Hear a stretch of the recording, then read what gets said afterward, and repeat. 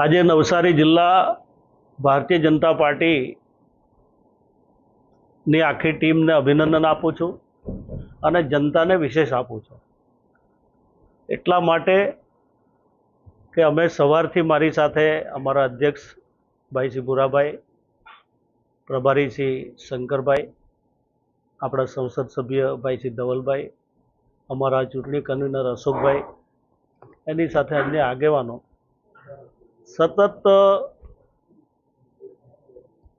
ચર્ચામાં હતા, લોકો સાથે પણ ચર્ચામાં હતા અને અત્યાર સુધીમાં જે રીતે મને માહિતી મળી છે એ પ્રમાણે 40થી વધારે લોકો બિનહરીફ થયા છે।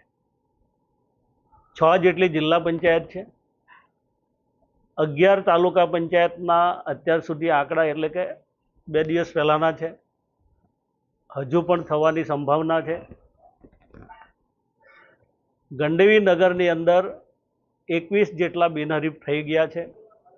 મહાનગરમાં પહેલીવાર રચના થયા પછી મહાનગરની ચૂંટણી છે, ત્યાં પણ 3 જેટલા બિનહરીફ થયા છે। એટલે અત્યાર સુધીમાં અમારી પાસે 40થી પણ વધારે આંકડો દેખાય છે, હજુ પણ આમાં વધશે। એટલે નવસારી જિલ્લાની અંદર જે રીતે લોકોનો જે સહયોગ મળ્યો છે અને અમારા જે ઉમેદવારો પાર્ટીના મેન્ડેટ આધારે જેમણે વિધિસર ફોર્મ ભરેલા હતા એ વિધિસર બિનહરીફ થયા છે। હું ખૂબ નવસારીની જનતાનો પણ હું આભાર માનું છું, અમારા કાર્યકર્તાઓનો પણ આભાર માનું છું ને ખાસ કરીને વિજેતા થયેલા તમામ આ સભ્યોને ખૂબ અભિનંદન આપું છું। મને લાગે ત્યાં સુધીમાં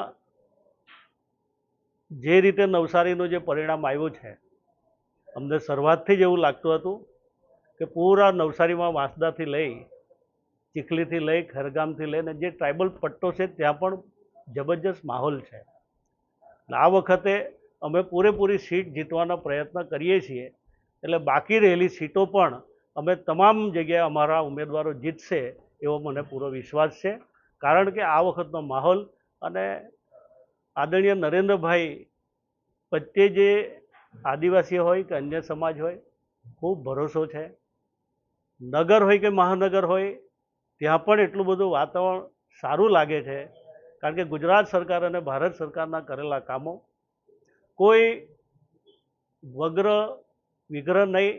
અત્યારે જ ન્યૂઝરૂમ ગુજરાતની યુટ્યુબ ચેનલને સબસ્ક્રાઇબ કરો અને ઇન્સ્ટાગ્રામ અને ફેસબુક પર ફોલો કરો। અપડેટ રહો, સત્યની સાથે રહો।